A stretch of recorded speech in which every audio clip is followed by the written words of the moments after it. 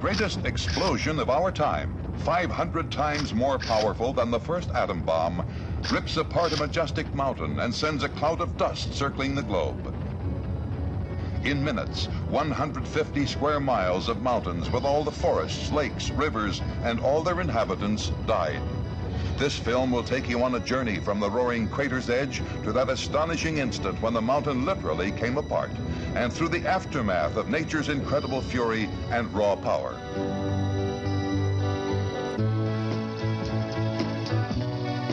Keeper of the fire, keeper of the fire.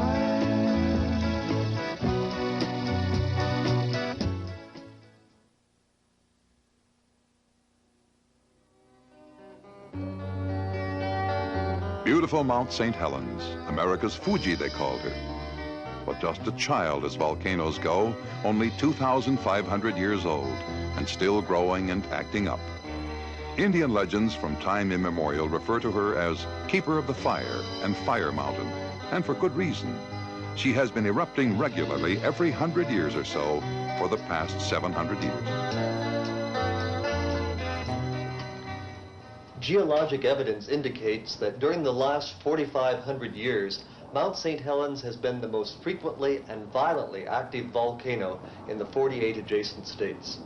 The reawakening on March 27th did not surprise scientists. What we're seeing now is an eruption of steam and other gases bringing up ash, which is pulverized rock from deep within the volcano. These eruptions are being caused by gases from magma beneath the earth rising toward the surface. This is the most active period I've seen the volcano indulge in yet. The awesome power of volcanoes has fascinated men since the beginning of time. This time, though, they came with the technology to look more closely than ever before. But there's still no substitute for being there on foot.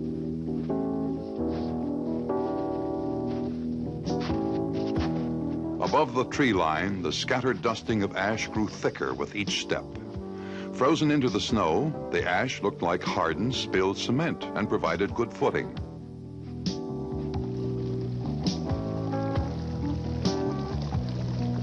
But with a warming sun, it began to melt and form muddy runoffs that made strange, gurgling noises.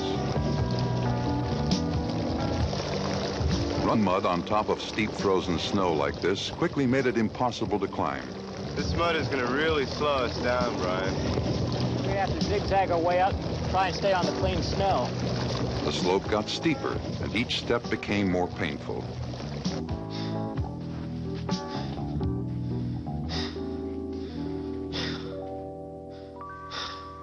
But suddenly the mountain shuddered with a rolling series of quivers that made them stop and hang on.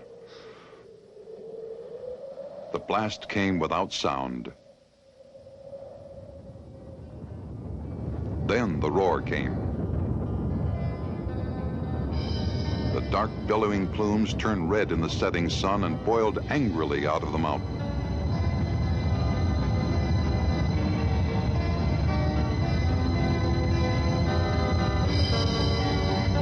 They stood horrified by the raw power, but managed to stifle the urge to run.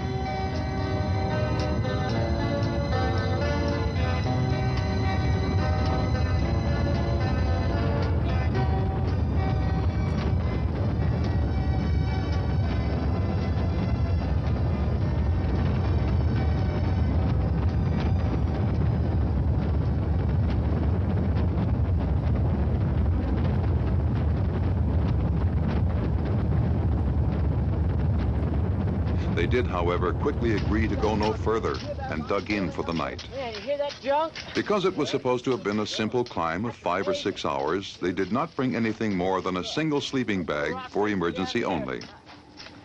The three of them shared that bag and their own body heat on that icy ledge 1.5 miles above sea level. I'll be here on the outside. The mountain shook a lot, and it was a cold, windy night.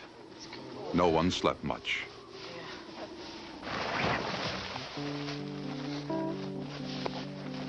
With daybreak, their spirits surged and they lost their fears of the Demon Mountain. Yeah, let's go.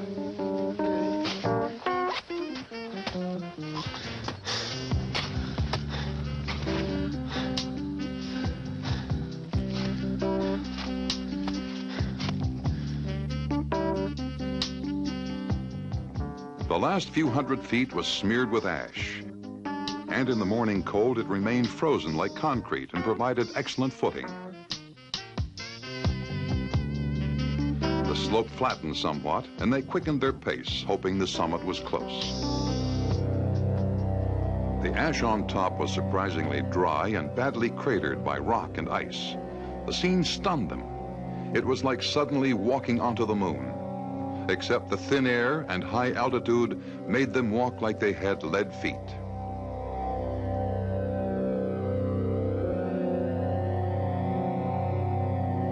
They hesitated at the mile-long crack just below the summit.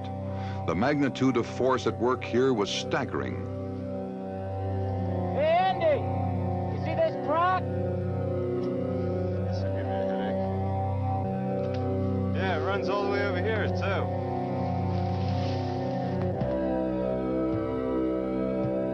Firm, like beach sand, the ash was more than 3 feet deep.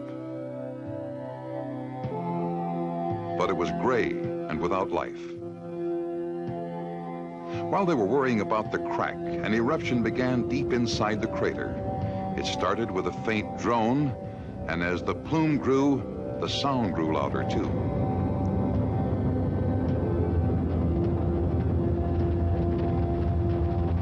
When they saw the plume rise, they were momentarily panicked, but stifled the urge to turn and run. They'd come too far for that. So they sucked in some air and followed that irresistible impulse to go and peer down into the crater. Fantastic. Fantastic. Oh, yeah. Unreal. There was a constant crash of falling rock. Coming face to face with the awesome display of power was an instantly humbling encounter.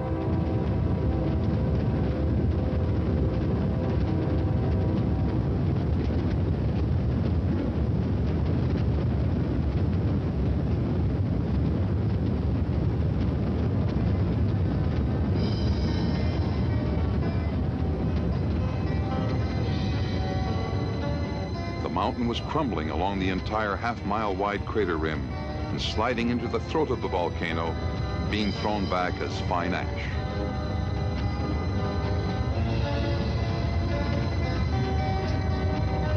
Back up a little.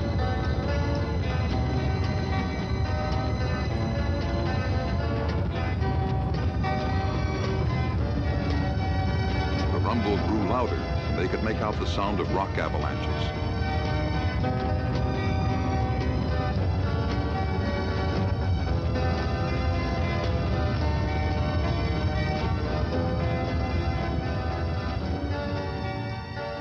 Then it ended as abruptly as it began, and a stillness came upon the mountain.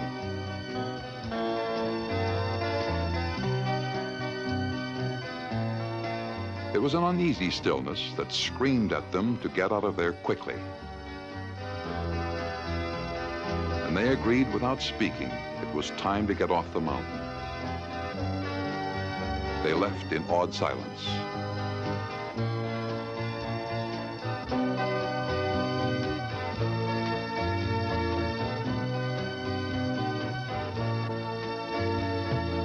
These eruptions continued with increasing frequency and violence, and the curious came from near and far to see one of nature's rarest displays of raw power.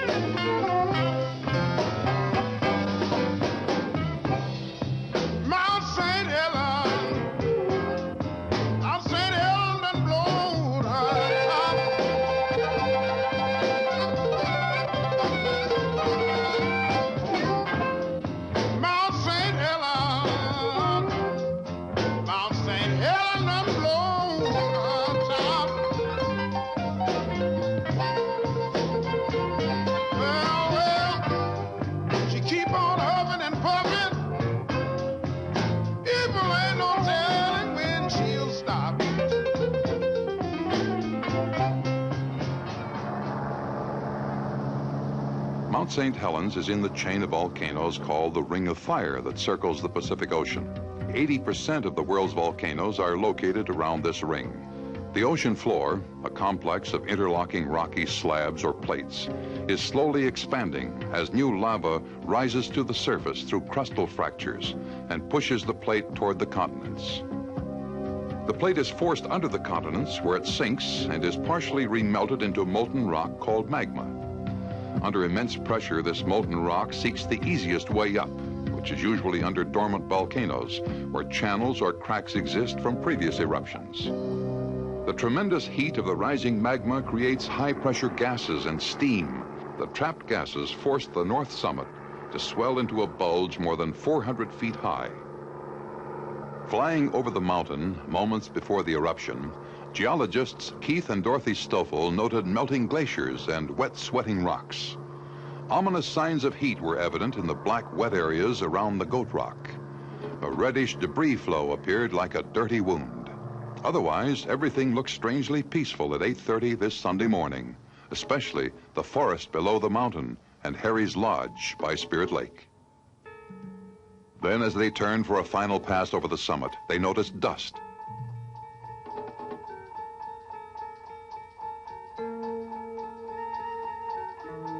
As they approached, they could see the south face of the crater breaking up and sliding into the hole. Then the massive north side of the summit began to churn and ripple as though the mountain was liquefying in place. Within seconds, the entire north side began to slide down in one gigantic mass. It was 8:32 a.m.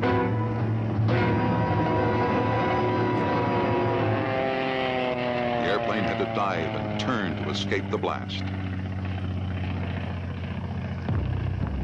On the west side, ham radio operator Ty Kearney saw the blast envelop the north side in seconds. 8 miles due north, graduate student Keith Ronholm saw the mountain disintegrate and turn into a cloud of death that churned out of the mountain with hurricane speed. This superheated pyroclastic cloud of shattered rock dust leveled everything in its path for 150 square miles. Deadly gases and sharp-edged silica rock particles with temperatures over 1,000 degrees combined to form a fearsome inferno of death and destruction that rolled out over the surrounding mountains and forests for more than 16 miles.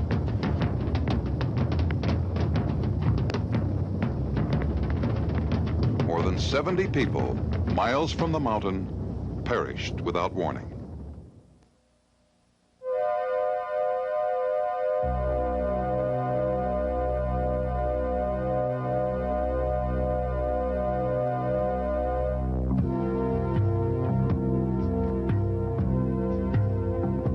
The cataclysmic eruption at 8:32 was totally unexpected. 3 events occurred simultaneously. A huge slide removed the bulge and sent it down the right side of the picture. A vertical explosion started on the top. And finally, the Goat Rock exploded horizontally. The slide, the vertical blast, the horizontal blast. The roar from this blast was heard all the way into Canada, nearly 200 miles away.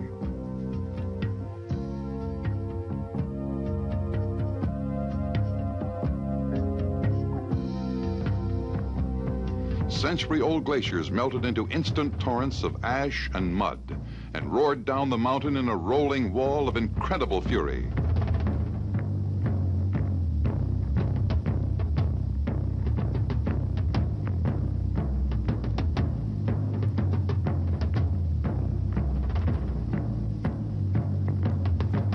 This dense liquid traveled at speeds up to 50 miles per hour. A muffled drone rolled down the mountain with the torrents of mud, as though it took the sound of the eruption along with it.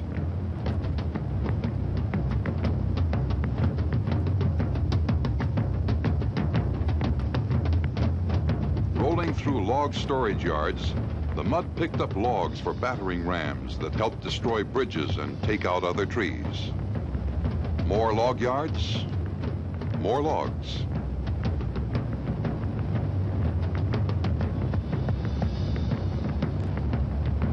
Finally, the river was choked with logs and debris. 50 miles away, the fury was spent, but the thick, debris-laden mud continued to spread, oozing into homes and backyards. And last night about midnight, the water started coming up about 6-8 inches every 15 minutes. And then we were back there in that driveway and watched the wall of mud coming down his driveway all the way up to here. Entire farms disappeared under the oozing mess.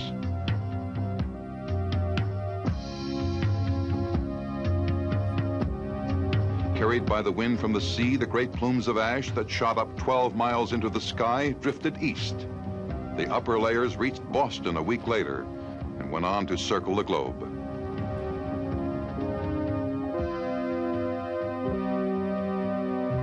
Like a rolling blanket of fog, the lower layers silently crossed the Cascades.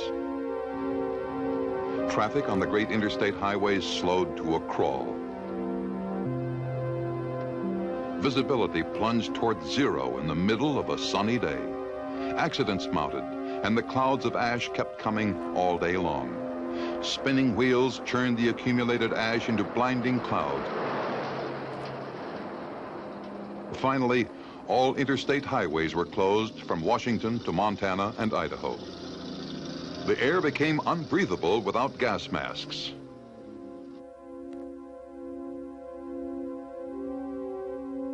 The ash clogged air filters and damaged engines and quickly inspired a flock of outlandish air filters.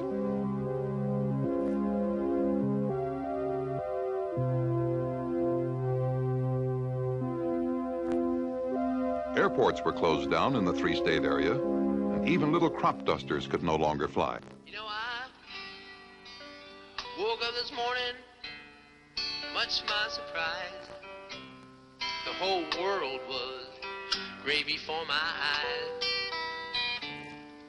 I thought I was dreaming, so I pinched my toe. Was the middle of May. This stuff can't be snow.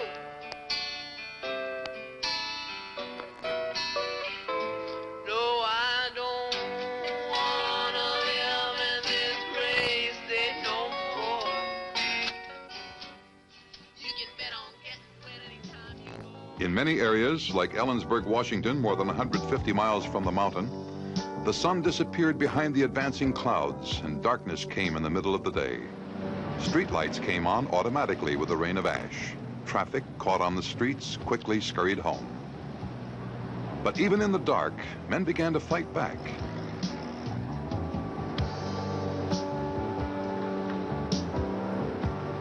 This vehicle was leaving Ellensburg in the afternoon of May 18th.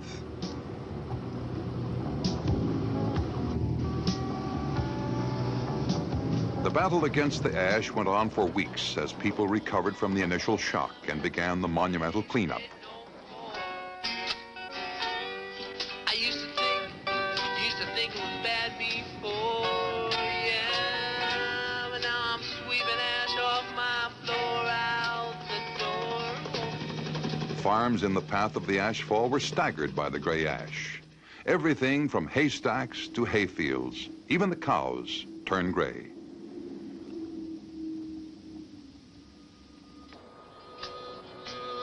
Sun should have been shining, if you know what I mean. It was like a scene from a Dust Bowl dream.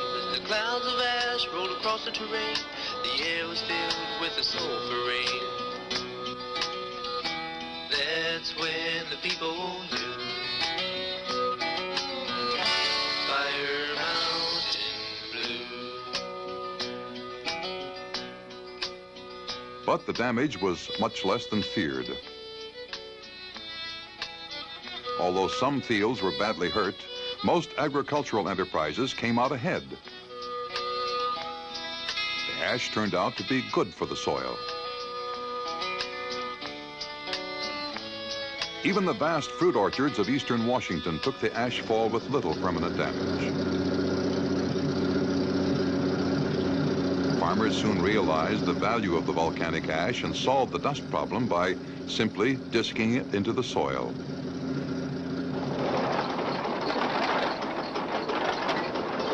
The ash contained valuable soil nutrients like phosphate and potassium that led to bumper crops.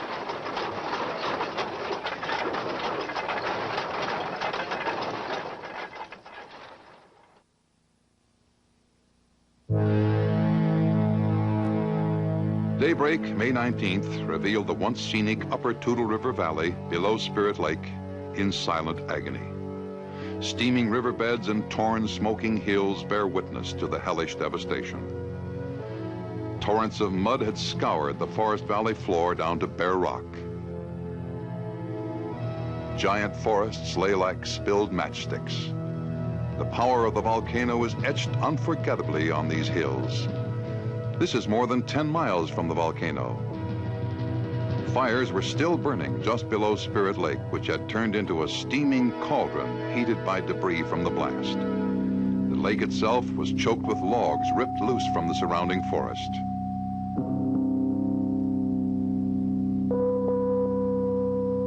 An unbelievable mat of torn and broken logs almost hid the lake from view. The hot water was still steaming.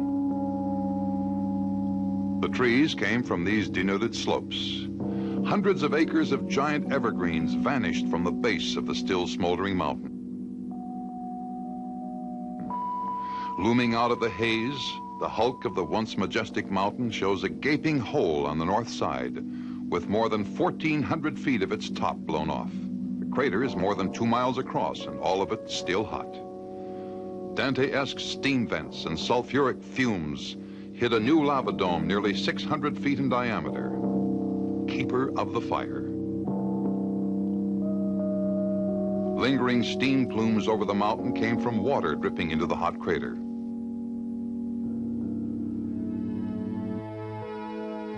A week later, the ash 15 miles from the mountain was still steaming in the light drizzle.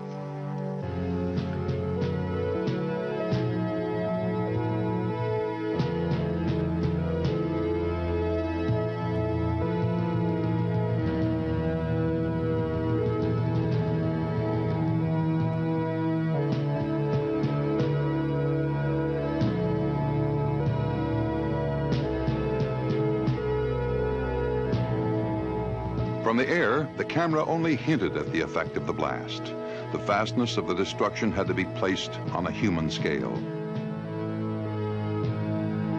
Because it was almost unbelievable, the only way to truly record the effects of this cataclysmic event was to go in and film it on foot.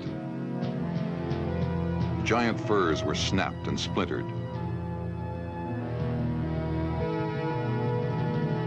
Hundreds of years of forest growth was flattened in seconds. The pyroclastic cloud fell on the forest like a giant sandblaster, stripping the trees of their branches and snapping their trunks. Unlike a blast wave, this cloud was not deflected by the ridges. Instead, it clung to the terrain like a dense fog, bowling over everything in its path.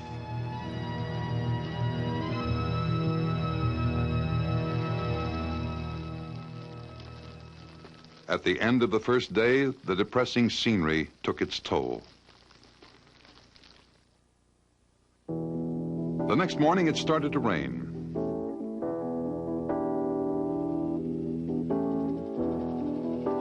A National Guard helicopter on search and rescue spotted them.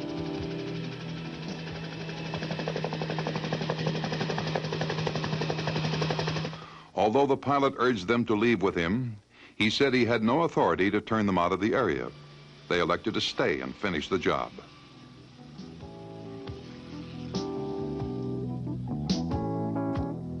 The mind reels at the fury unleashed on this forest.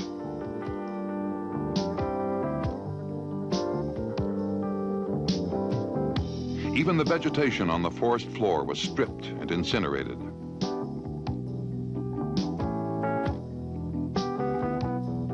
Death cloud spared nothing. It unraveled this metal culvert. This utter destruction was inflicted by the advancing superheated cloud of pulverized rock and gas, traveling at speeds of more than 100 miles per hour.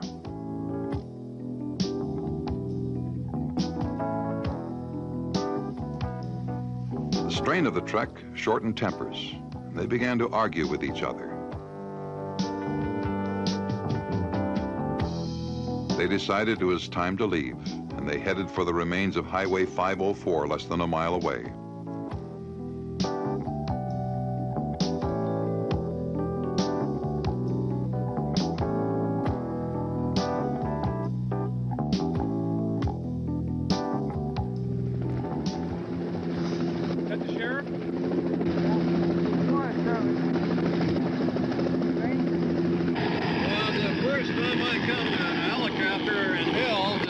write a couple tickets.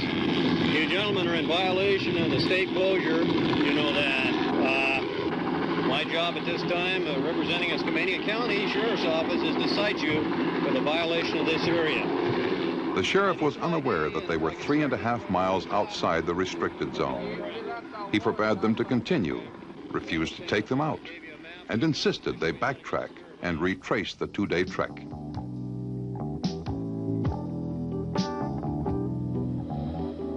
A cold front moved in with low clouds that made it impossible to see where they were going.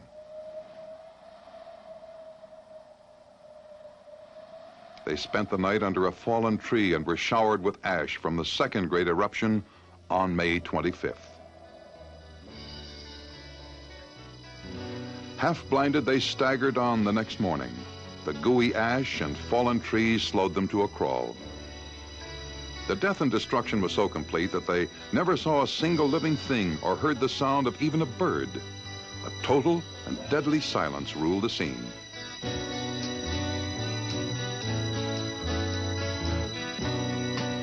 In 10 hours, they made 2 miles. She kept the sacred fire and she loved the river sound. Surviving in this warped landscape was different. The water was too ashy to drink, and there were no berries or food of any kind to forage. Soaked, exhausted, and freezing, they sheltered under a huge root ball. Even wood for the fire had to be dug out of the deep ash. Keeper of the fire, keeper of the fire.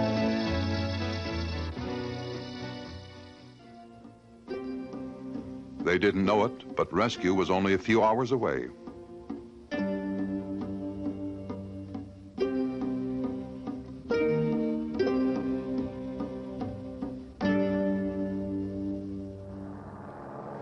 It was a primeval and awesome devastation, rendered without malice or mercy. Some survived to tell their story. More than 70 others were not so lucky. Harry Truman's lodge used to be here. Now the spirit in the lake, it ain't there no more. It moved on out when the mountain roared. And the grand old man who took his stand is now walking through the mountains of the Savior's land. Mother Nature took her toll. She's the one still in control. And after the photographers will come the loggers and builders and the planters of trees.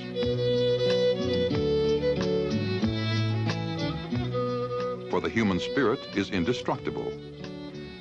And out of the ashes, man will rebuild, even as the mountain rebuilds.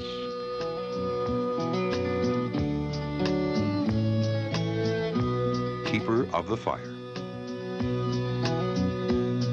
Was the 18th day in the month of May when the mountain started shaking in a serious way.